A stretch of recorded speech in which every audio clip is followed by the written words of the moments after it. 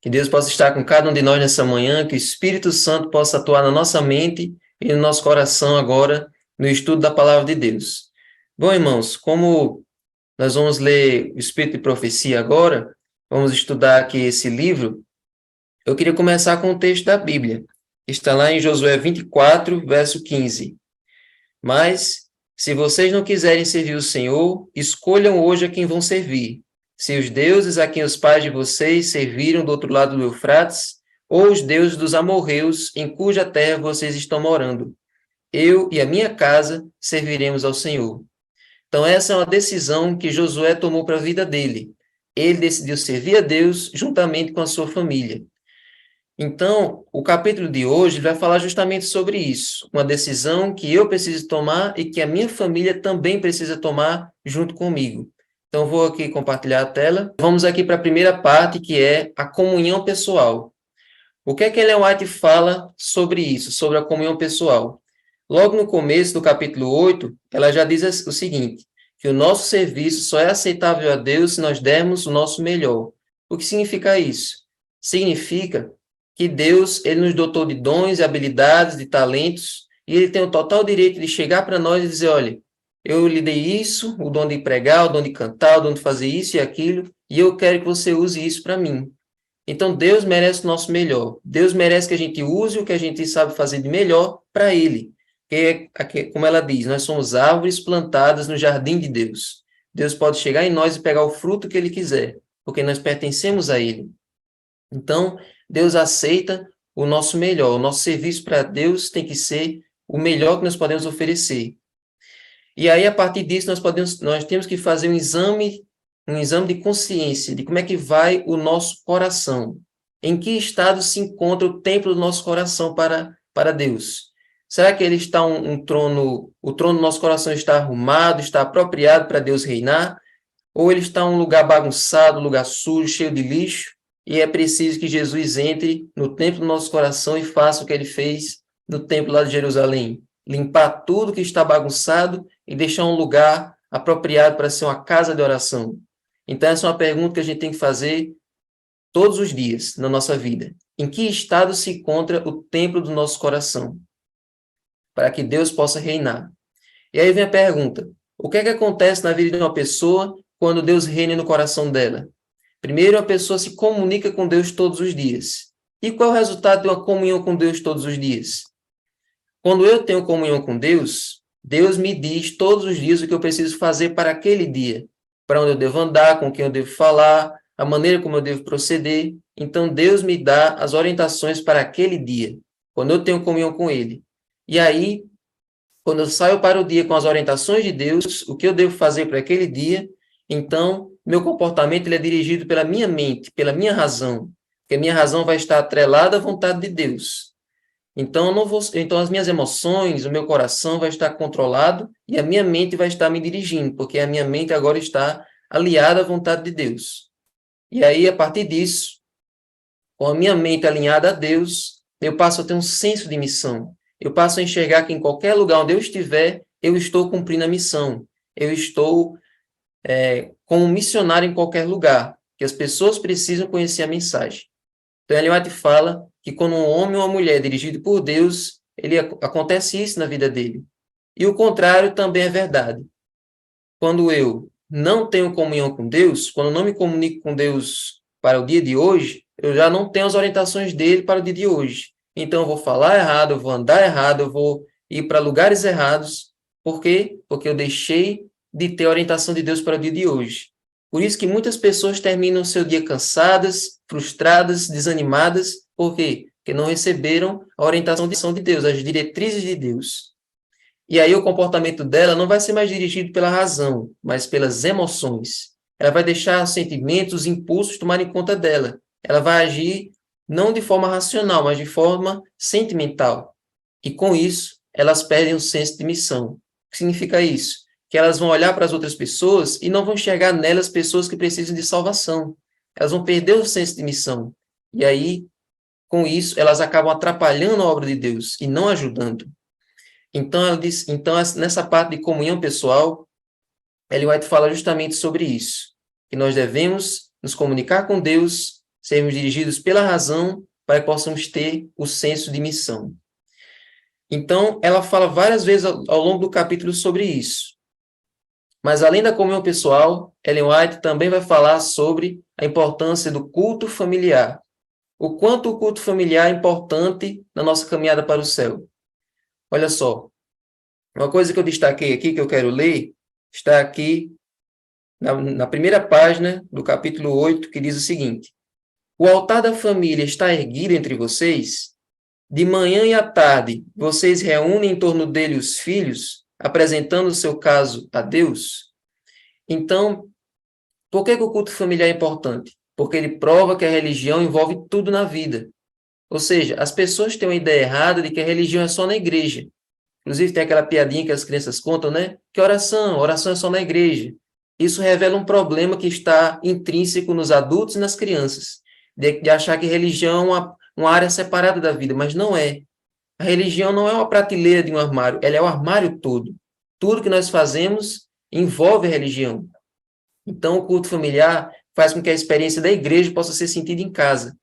Tem pessoas que têm dificuldade de que seus filhos sejam reverentes na igreja, porque a experiência da igreja não é vivida em casa. Então, o culto familiar ajuda justamente nisso. E mais, o culto familiar faz com que as crianças possam sentir gosto pelas coisas de Deus, gosto pelas histórias da Bíblia, pelos personagens da Bíblia e pelas atividades da igreja. E mais, os filhos eles precisam ter uma comunhão independente com Deus. Essa é a missão de todo pai, fazer com que cada criança, cada filho, possa desenvolver o próprio relacionamento dele com Deus. Eu não dependo da comunhão da minha família. A comunhão da minha família não serve para mim. A minha comunhão com Deus é individual. E cada criança, cada filho precisa desenvolver isso. Essa é a missão de todo pai. Mas, acima de tudo, uma das coisas que vai fazer ele se firmar na igreja é que os filhos precisam estar envolvidos na missão, desde criança. Quando ele se envolve na missão, aquilo que ele prega, aquilo que ele estuda na palavra de Deus todos os dias vai fazer sentido para ele. E ele vai sentir gosto em servir a Deus. Então, os filhos precisam estar envolvidos na missão. Essa é uma obra solene, essa é uma missão solene, que tudo tem a sua raiz no culto familiar. Então, olha o que Ellen White diz aqui. Será lamentável se seus filhos forem indiferentes, desrespeitosos e não tomarem prazer nas reuniões religiosas e nas verdades santas, ao passo que vocês estão empenhados na obra. Ou seja, não fique feliz se você está na obra de Deus e seu filho não está. Um dia ele vai se sentir tocado a estar também. Não. Ele precisa estar envolvido na obra de Deus desde cedo, para que ele possa acompanhar vocês na missão e para que você possa encontrá-lo no céu. Então, essa é uma frase que nós devemos destacar na nossa vida. Um terceiro aspecto que Ellen White fala nesse capítulo é a respeito do culto público, do culto na igreja. E ela destaca várias vezes isso ao longo desse capítulo. Olha, vocês assistem aos cultos públicos aqui na primeira página, e é a sua voz ouvida nas reuniões de oração? Uma coisa muito importante. E aqui mais para frente ela fala quando uma pessoa é usada por Deus, olha o que acontece. Ela é um obreiro aplicado e ativo na igreja, que trabalha para a glória de Deus e a salvação dos seus semelhantes. A sua consciência o condenaria e se sentiria culpado diante de Deus se negligenciasse os cultos públicos. Ou seja, essa pessoa, quando é dirigida por Deus, ela frequenta mais a igreja. Ela não falta às reuniões de oração. Ela está sempre presente. E não só frequente na igreja, mas também atuante. Ela participa do culto. E aqui eu queria trazer uma diferença entre assistir e prestar um culto. Nós não meramente assistimos um culto, nós prestamos um culto a Deus. Qual é a diferença? No tempo da Bíblia, quando alguém ia prestar um culto a Deus, ela não prestava esse culto parada. Ela fazia um sacrifício para Deus, ou quando alguém adora Baal, fazia um sacrifício para Baal, mas ninguém adorava parado. Os personagens da Bíblia eles sempre faziam uma cerimônia. Então, adorar a Deus, prestar um culto a Deus, não é algo parado. Então, na igreja pode ter aquele grupo de pessoas ali que um está no som, outro está louvando, outro está pregando. Algumas pessoas da congregação estão ali interagindo, fazendo perguntas, dizendo amém. Mas tem algumas pessoas que ficam apenas assistindo. E esse não é o ideal de Deus. Deus não quer que nós vamos para o culto apenas para sermos espectadores, mas que nós prestemos um culto vivo a Deus. Então, olha, ela diz aqui, Ellen White fala, eu sinto ter que dizer isso, mas há da parte dos chefes de família grande falta de fervor e legítimo interesse nas coisas espirituais. Há alguns que raramente são vistos na igreja. Então, irmãos, vamos ser mais frequentes na igreja. A Bíblia fala, lá no Novo Testamento, e não deixemos de nos congregar, ainda mais quanto vedes que o dia se aproxima. Vamos ser mais frequentes. E quando nós estivermos na igreja, não sejamos apenas espectadores, mas vamos ser participantes ativos. Vamos interagir, vamos fazer perguntas, vamos dizer amém, para que a nossa experiência na igreja seja ainda mais forte. Só assim faremos uma igreja forte e firme até Jesus voltar. E o último ponto desse capítulo, que é quem dá o nome a esse capítulo, o nome desse capítulo 8 é Negócio e Religião. O último aspecto fala justamente da administração financeira. E eu queria ler alguns textos da Bíblia nessa parte. Textos que são princípios fundamentais. O primeiro deles está em Provérbios 16:1, que diz o seguinte: o coração do ser humano pode fazer planos, mas a resposta certa vem dos lábios do Senhor. Ellen White fala nessa parte da importância de nós termos planos, nós temos objetivos, mas que todos os nossos planos e objetivos nos nossos negócios sejam assinados por Deus. E olha, tem pessoas que querem fazer seus planos sem a aprovação de Deus. E olha o que Ellen White diz: apoie-se, meu prezado irmão, em seu próprio entendimento, para a carreira que você escolheu, e você vai ter decepção e dissabores. Experimente, e do jeito que você quer, no seu próprio entendimento, na sua própria resolução, você só vai encontrar decepção, você só vai encontrar frustração. Então, o que é melhor? Você confiar, continuar fazendo do seu jeito ou deixar que Deus dirija a sua vida? Então, olhe, confie no Senhor com todo o seu coração e Ele guiará seus passos com sabedoria, ficando salvaguardados os seus interesses, tanto neste mundo quanto no futuro. Entregue o seu caminho ao Senhor. Deixe os seus planos na mão de Deus. Deus vai guiá-los e vai conduzi-los a um final feliz. E outros dois versículos aqui que nós devemos mentalizar, está lá em Deuteronômio, no 5º livro da Bíblia, capítulo 8, versos 17 e 18. Quando eu estiver indo bem nos meus negócios, o que é que eu devo refletir?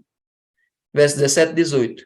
Portanto, não pensem, a minha força e o poder do meu braço me conseguiram estas riquezas. Não pense isso. Quando tiver tudo bem na sua vida, não pense que foi você que conquistou com seu próprio esforço, sozinho, sem a ajuda de Deus. Não pense isso. Verso 18. Pelo contrário, lembre-se do Senhor, seu Deus, porque é Ele quem lhes dá força para conseguir riquezas. Lembre-se de quem foi que lhe deu força, quem foi que lhe deu energia, quem foi que lhe deu capacidade para se tornar quem você é hoje. Lembre-se de Deus, seja grato a Ele todos os dias. E, por fim, qual é o princípio que deve basear os meus negócios? Qual é o princípio que eu devo ter em mente em cada negócio que eu fizer, seja grande ou seja pequeno? Mateus 22, 23, diz assim.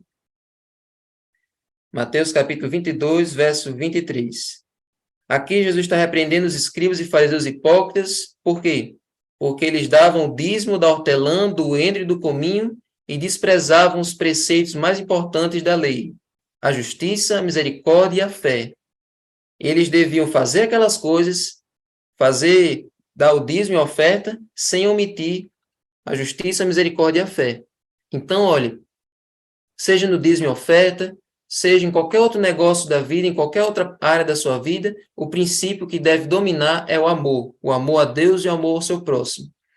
Então, muitas pessoas, muitos cristãos, eles se tornam mau exemplo para o mundo, porque o princípio que rege a vida deles é a ganância, querer ter cada vez mais. E com isso eles estão cada vez mais se afastando do Espírito de Cristo. Então, o princípio que deve dominar a nossa vida e nosso coração é o amor a Deus. O juízo, a justiça, a misericórdia e o amor de Deus devem dominar os nossos negócios. E agora, para encerrar, eu quero aqui terminar lendo aqui esse último trecho desse capítulo, que diz o seguinte: os que trabalham com ideais nobres e altruístas consagrarão a Deus o corpo, a mente e a vida espiritual. Vão consagrar tudo a Deus. Eles não vão buscar a sua exaltação própria. Não vão se sentir aptos a assumir responsabilidades. Pode deixar comigo que eu resolvo. Eles não vão fazer isso. Eles não vão se sentir aptos a assumir responsabilidades, mas não se recusarão a elas, porque terão o desejo de fazer tudo o quanto lhes seja possível. Eles vão sentir o desejo de fazer tudo o que Deus mandar, tudo o que Deus exigir. E olhem, estes não buscarão as próprias conveniências, e a pergunta que farão é: qual é o dever? Que essa seja a pergunta que você faça hoje na sua vida. Deus, o que é que eu preciso fazer? Perguntas que você não deve fazer a Deus. Deus, para que eu vou fazer isso? Isso vai dar em quê? Nunca pergunte isso a Deus. Pergunta a Deus, o que é que eu preciso fazer? Qual é a melhor maneira que eu posso fazer isso para te agradar? Pergunte a Deus qual é o seu dever. Que essa seja a pergunta que você faça a Deus todos os dias. Então, reforce a sua comunhão com Deus. Peça a Deus as orientações para o dia de hoje. Fortaleça o culto familiar na sua casa, para que você e seus filhos sejam abastecidos pelo Espírito Santo e tenham uma experiência viva. Também tenha uma experiência viva na igreja. Preste um culto verdadeiro a Deus. E, por fim, que os seus negócios, que nas suas finanças, na sua administração financeira, tenham o princípio do amor a Deus. Que a sua administração financeira possa ser entregue, possa estar de acordo com os planos de Deus para a sua vida. Então, essa foi a mensagem de hoje. Então, que Deus possa estar com você, que Deus possa nos abençoar e que Ele possa nos inspirar todos os dias a buscarmos cada vez mais a sua palavra e colocarmos essa mensagem em prática na nossa vida. Vamos orar? Senhor Deus, muito obrigado, Senhor, por essa mensagem riquíssima da Tua palavra e também do Espírito de profecia. Que a cada dia, Senhor, possamos nos consagrar no Teu altar, entregando a nossa vida, entregando a vida da nossa família e também, Senhor, entregando nossos planos, nossos projetos em Tuas mãos. Esteja, Senhor, com a Tua igreja, aqui no nosso distrito e também nos outros distritos que estão acompanhando. Cada pessoa, Senhor, possa ser enriquecida dessa jornada e que possa entender que a verdadeira riqueza é nos entregarmos a Ti diariamente e recebermos as Tuas orientações através da Tua palavra. Esteja conosco e Teu Espírito nos dirige no dia de hoje. Em nome de Jesus. Amém.